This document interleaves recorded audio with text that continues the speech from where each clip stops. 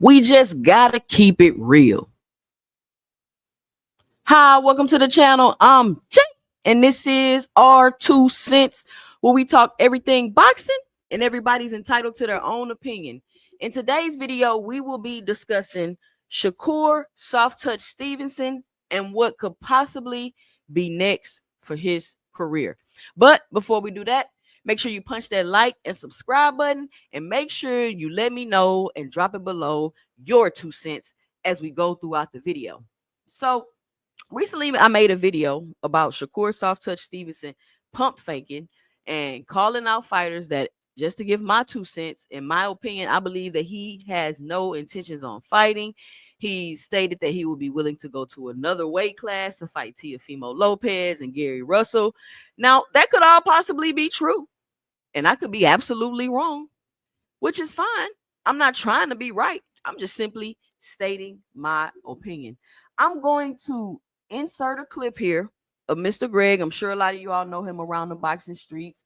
He's our voice of wisdom in these streets. He's been watching boxing for a very long time. He knows all the backstories, and he can bring up the situation that happened 30 years ago and compare it to today's time. So he's really a great boxing mind in this boxing space. He's a huge supporter of the channel, and I really, really enjoy his wisdom and having him on the panels during my shows. So in this clip, Mr. Greg gives his 2 cents about what he thinks is going on with Shakur Soft Touch Stevenson. Check it out. Now, Mr. Greg said some very intriguing things in that clip, and I just want to give my 2 cents to his 2 cents, right? One of the first things that Mr. Greg said was, usually when a fighter is doing the things that Shakur Stevenson does, calling out fighters in other weight classes and things like that, it usually means, in most cases, that he has no direction going on with his career. And even though Shakur Stevenson has always done this, the pump faking, right? He's always done this. And like I said before, I do believe that that's a part of his marketing.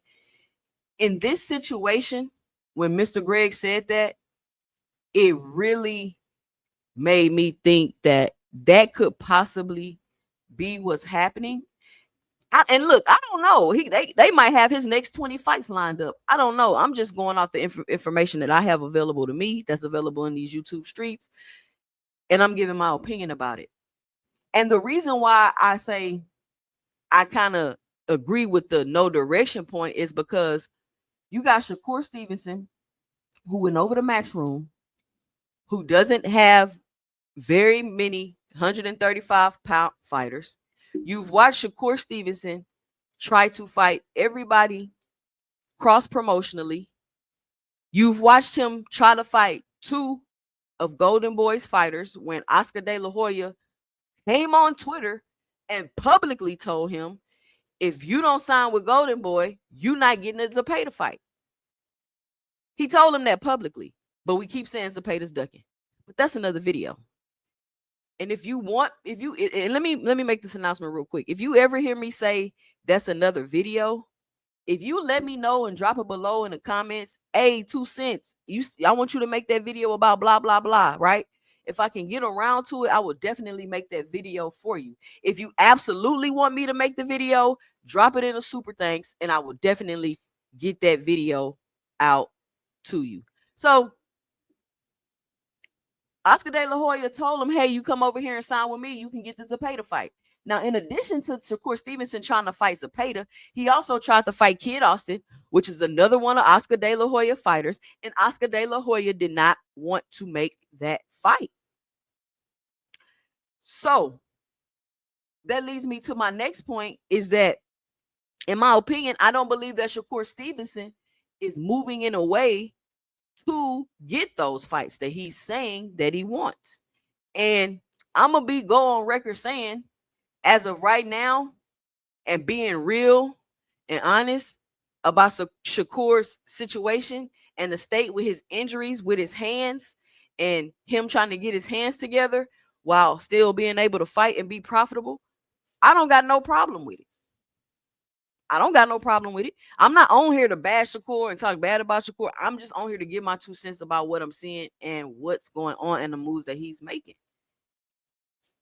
So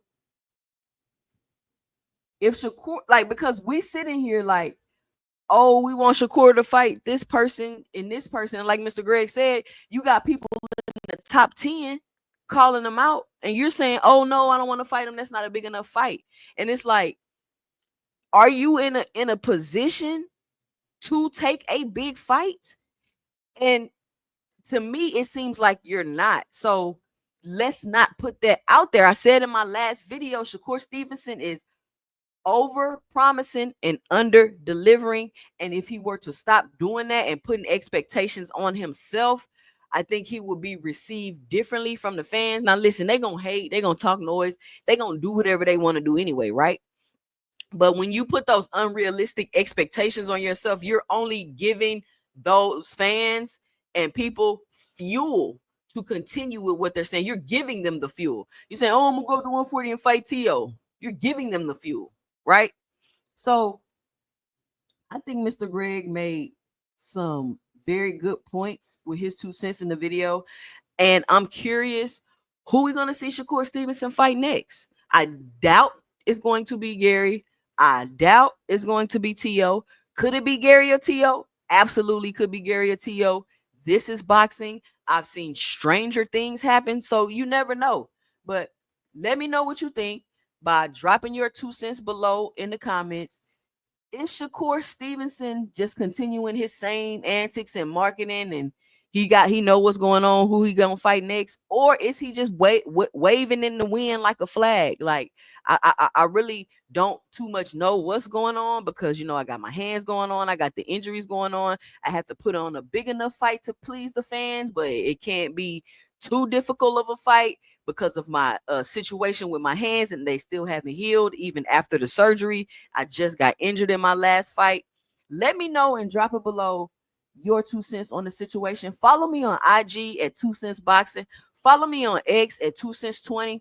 I'm Jay, and stay tuned for my 2 cents in the next video.